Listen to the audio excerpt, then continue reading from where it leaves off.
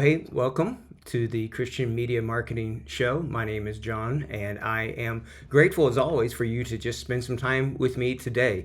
There are several of you who I have really built a friendship with, a partnership with, and in today's episode, I really want to address some questions that I've heard back from some of you about some of the teaching that we've been doing here just in the last few weeks. Now, today that I'm recording this episode is going to go live tomorrow. Today here is St. Patrick's Day, and it is also my daughter's birthday. And so it is a great day for me. I'm happy to be celebrating with her and watching her grow up to be just a young woman of God.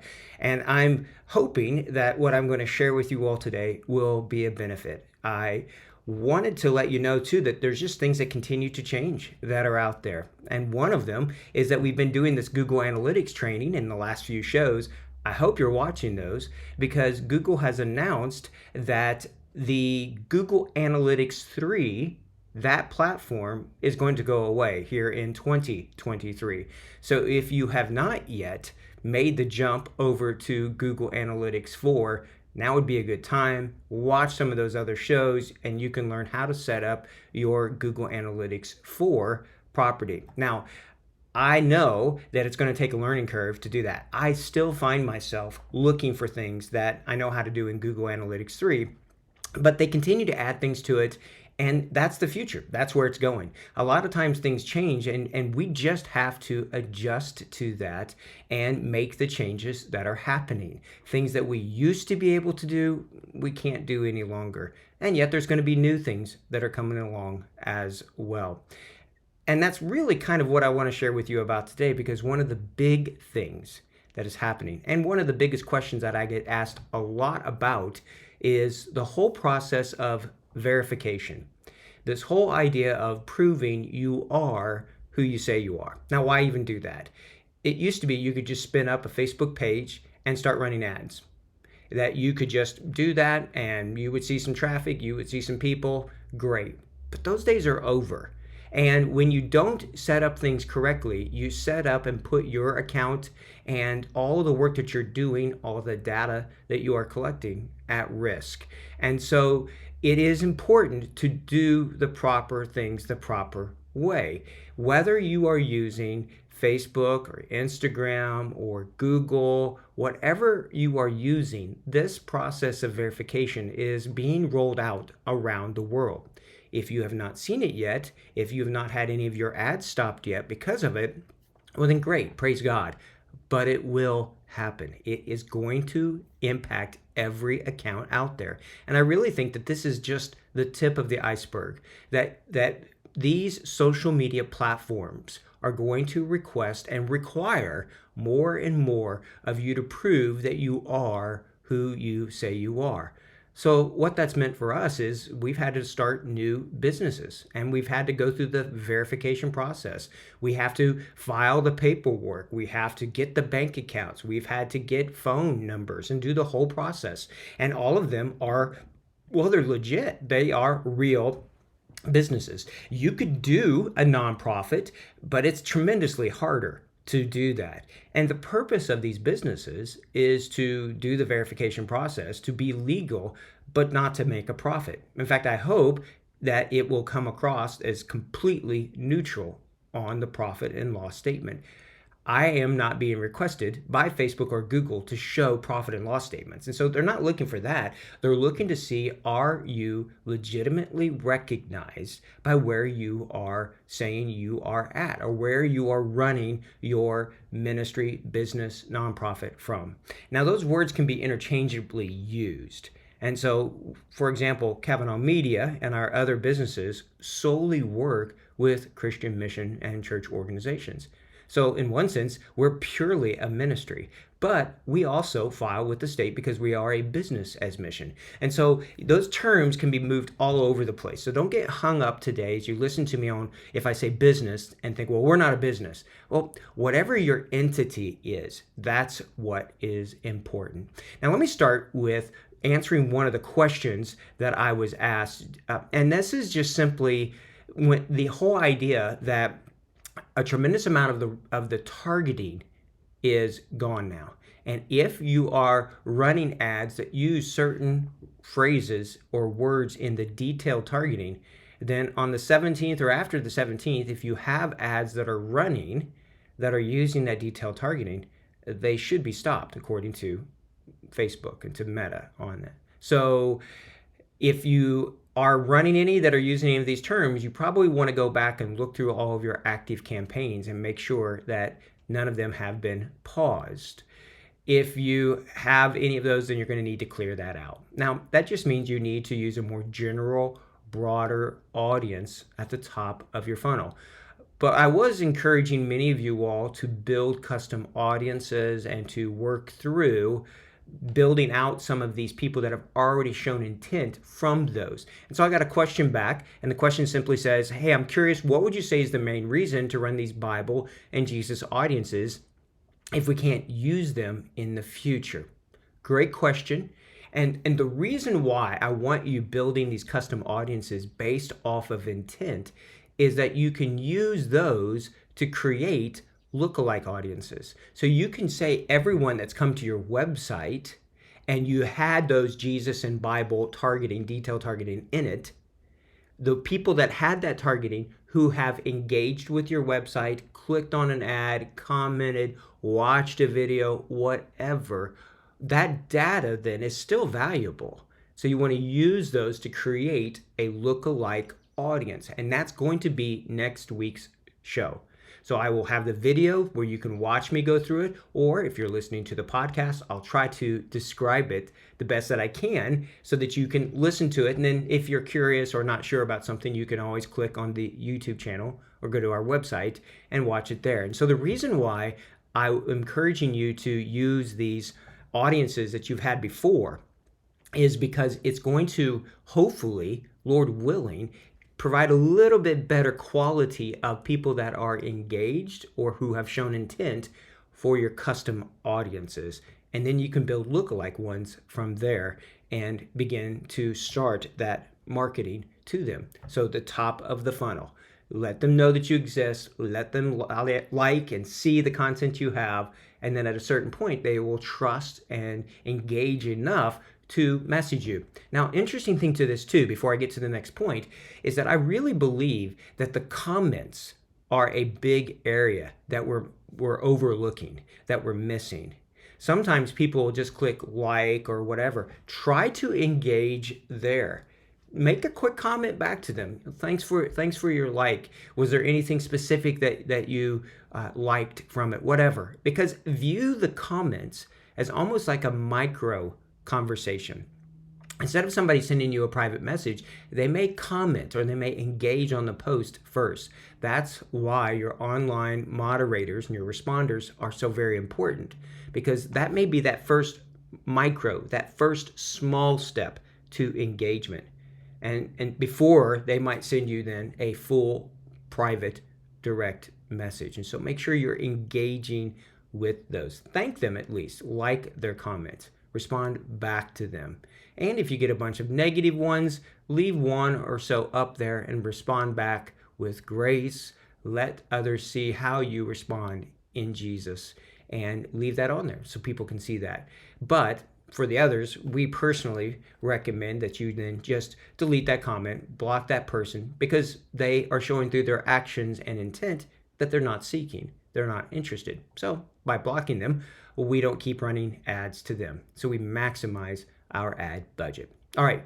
The next thing I want to share with you today is just this whole process of verification. Why do we need to be doing it? What is going on there? And there's also this process of verifying your domain.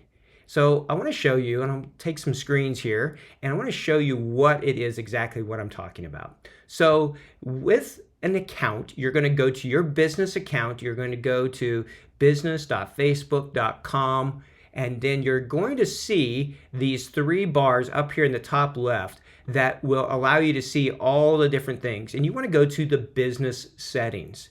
The business settings area is where you want to go, and that will bring up a screen that you're going to see right here that's just going to allow you to see, okay, this is your page.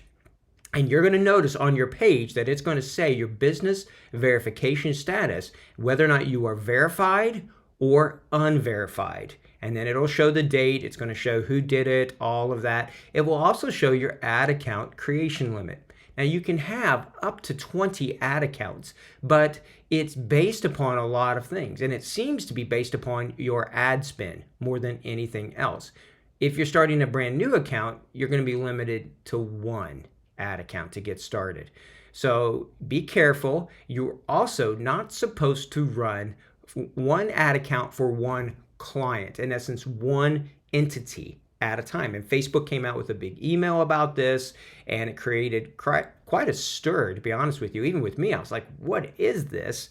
I reached out to some people that I trust, paid some money to talk to them, and basically this rule has been there for quite a while, but Facebook is now enforcing it. So if you're trying to run ads for multiple pages from your ad account, you need to be splitting those up and trying to create new ad accounts and requesting them. This does not refer to when you are running ads for another account that you are doing through partnership. And that's the correct way to do it, to add them as a partner. And this is where you would see right up here in the top left, partners, and that's where you would add your agency number, your business account number to their account, and then you can run ads on their behalf. Now, if you've not verified, you're going to see a screen that says unverified. And it's just going to say you do not have access to certain things. It also means that as you begin to run ads, there's a risk that your ads will be paused until you go through the verification process. Well, if you click on this, it will bring up a screen that looks like this, just telling you about Facebook verification. And there's a couple of things that they're looking for here. One is these conversion events, and this is what I'm going to show you in just a little bit as well. But they want to make sure that you own the website that you are sending people to. They want to make sure that you are who you say you are. So there's personal verification, and then there is the account verification. All right. I've sent my passport in, I don't know how many times to Facebook, Google, other places. So I don't think they're storing them. I mean, you have to decide. If you don't trust any of these things, okay. But I never want to tell you what risk posture or security posture you need to take, but I really don't believe they're storing them. And I'm willing to take the risk for the sake of those who have not yet heard in the places where we're running ads. But you need to decide that yourself. There's going to be the personal part. There is the entity, the business part as well. And they're looking to make sure that you are a legal entity and that you have access to your business. All of this is important. There's other parts that will come into it, developer things. We're not doing really games. I know there are some that are doing some interesting things like that out there. But the main things to me is there are certain developer features, like if you're trying to plug certain aspects like Disciple tools and you're building that plugin or that attachment, you're going to need to be verified. Page transparency, it is starting in the US, but it is rolling out around the world. So these are the two big areas. And when you get into it, they're going to ask you for some specific paperwork. They're going to ask you for certain documentation that just proves that you are who you say you are. Now, this means if you are a business, you're going to need to show your business paperwork, and the names need to match exactly. You're going to need to show the business phone number, and it needs to be a bill in the name of your entity. You're going to need to show the banking information as well. And everything needs to match for them to verify it. They may even request something else, but these are the things so far that I've been seeing. With Google, even verifying when you're doing a DBA, doing business as. And so there's one entity that's controlling another one. They have not seemed to like that and have paused ads in one location because of that. And so all of these things, it's just important to make sure that you have everything lined up correctly, that you do what you need to do to go through this process. If you decide you don't want to do it, then assume that your ads, if they run, will not run for long, and that at some point your account is going to get shut down. And if you think, well, then I'll just spin up another one, they know your IP, they know your MAC address for your computer. There's a lot going on here. It's just in a lot of ways easier to just do it right and set up things correctly. All right. This is why then, if you're worried about protecting or shielding the identity of your people, don't give them admin access. And in fact, if they're responders, this is why I use software like Echo Global and from the team there of Andre's team, is because then none of them have to even have a Facebook account. And if you're curious about that, reach out to me, or I can get you in touch with Andre about that as well. Now, there's one other question here I wanted to bring up, and that's just this screenshot that I will bring here where people are asking, hey, I keep seeing this alert saying my domain needs to be configured because of iOS 14.5 plus. Well, now we're already in iOS version 15 on.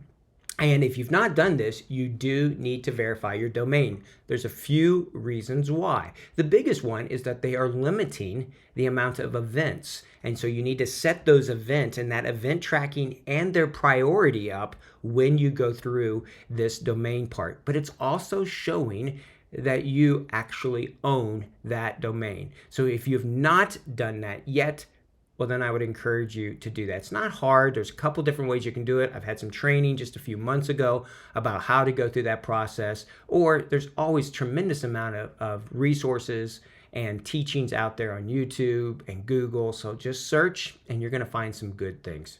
All right. I hope that this was a benefit for you today. Next week, we're going to dive in and do some really specific training on custom audiences, lookalike audiences, and I'll be showing you how we set up ours and use them. I would ask you to subscribe to our YouTube channel, subscribe to our podcast. Please share it with other people. It's not in any way that I care about that people know my name. And in fact, the more I see people hyping up different things, the more it just makes me want to pull away from it. I just want, if this is a benefit to you, for you to be able to follow and subscribe and hear these things. And if you think it's a benefit to somebody else, please share with them. All right.